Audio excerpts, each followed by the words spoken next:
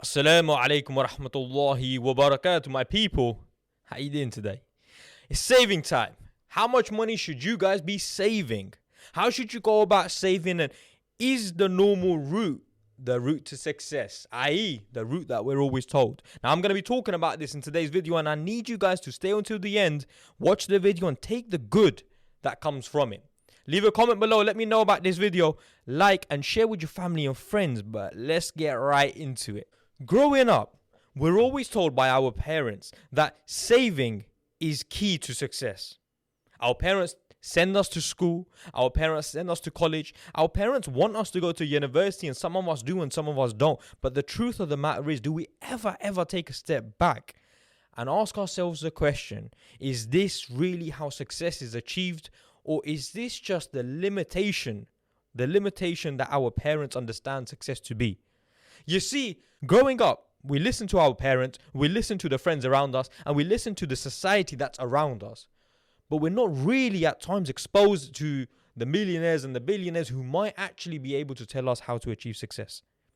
And so, after finishing school, university, we end up getting a job. And of course, your parents and people around you, they start telling you, save. You need to save your money every single month. You need to be saving £500, £1,000, £2,000. And you're there sitting down counting, how much money can I save every single month? Doing the maths. We do it, don't we? We do the maths that how much money can I save every single month? And then after a year, how much money will I have?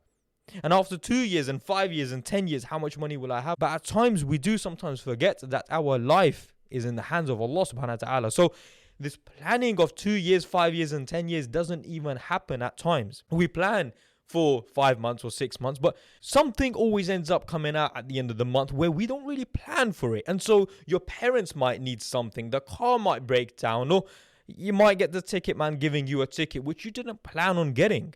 Well, now whatever it is, planning can only take you a certain place, but really and truly, your life is in the hands, in essence, of Allah subhanahu wa ta'ala, and we have to understand that as Muslims. But you know what? We get to this routine of going into work every single day and thinking to ourselves, as long as I save this much, as long as I keep saving this much, I'll be okay. So you're there every single day turning up to work at 8 o'clock in the morning and thinking, yeah, I'm going to carry on working, but it's okay because as long as I save my money and stack up my money, I'll be all right. But do we even ask ourselves the question, what happens at the end of saving this money? What are we going to do with it? And that's exactly what I want to speak to you guys about.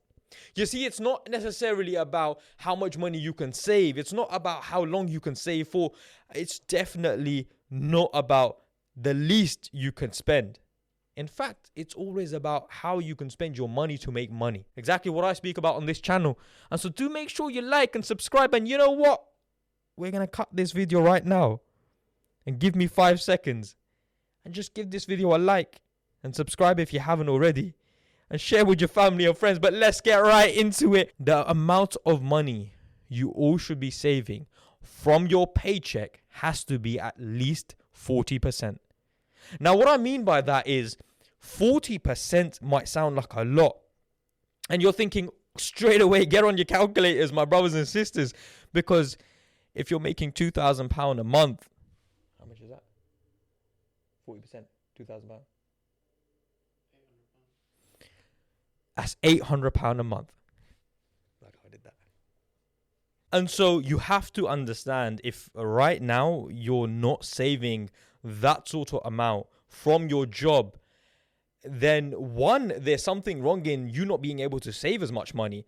But number two, how will you ever be able to leave your job or start something for yourself or do a side hustle or live the life that maybe you want to live? You see, what ends up happening is we're there working our jobs, and what do we want to do? We want to spend our money as soon as the paycheck comes in. In fact, we start telling our family, our friends that, when's the next holiday coming? We already start dreaming about a holiday and how much money we're going to spend every single year.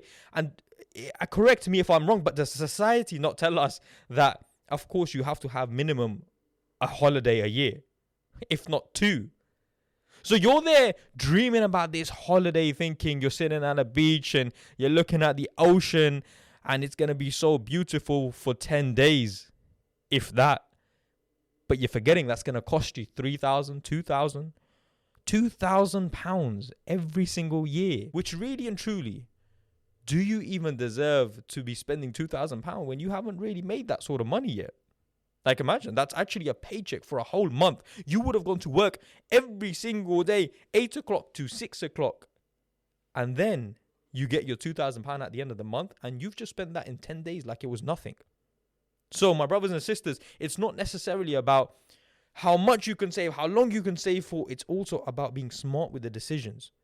Saving is good, but having a plan in place to what you're saving for is even more important. Don't just save for the sake of it. I know it gets tough after a while because you need to have something to look forward to. You need to have something which you want to buy. If that's a car or if that's a house. I mean, I know that's a problem where you want to have a house and you want to have a mortgage and buy lavish things, but really and truly that might not be the best thing for you. I know it's something that you do all the time, right? You might be going on Rightmove and checking which houses you can buy, and you're there and you're thinking that one or that one or that one. But ask yourself the question, is that really the best investment for you? So I know it's important to spend the money. I know it's okay for you guys to spend the money on the things that you want, but be smart. Don't just save for 3, 4, 5 years and then just spend it on a house. Don't just earn your money every single month, and as soon as a paycheck comes in, you're there with your card and you're there with your phone and thinking, where can I spend my money? Buy some new trainers or buy some new clothes, or just do anything but give myself that happiness for a little amount of time. You see, we're only here for a short amount of time in this world, and if we just plan to buy the next best thing, we will never ever become successful in our lives. Saving is important, but more importantly, having the plan to what you're going to save for is key. And that's what I want you guys to join me on the journey for. Inshallah, we can help and motivate and encourage more and more Muslims to be better with their finances, because I know it's a key struggle that we all go through, including myself. And so, my brothers and sisters, 40% is absolutely key. If you're earning £3,000, then you need to be saving 40%. If you're earning £2,000, you need to be saving 40%. No matter what it is, you have to save 40%. And if that means you need to have a not nice car, if that means you need to live in a smaller place, if that means you need to not go out as much, then so be it. Because the end goal is to raise our children on Deen, Islam, and encourage our family to be better Muslims, and etc., etc. And we can only do that by giving them time. And I believe, as a Muslim, I believe that giving our family time, giving our children time is absolutely key, which also comes with a business, which also comes with a side hustle, which also comes with financial freedom. Because without that, it's extremely difficult. So my brothers and sisters, I leave you here today. I appreciate your time. And Jazakallah khairan for the support. And that's all from me. Assalamu alaikum wa rahmatullahi wa barakatuh.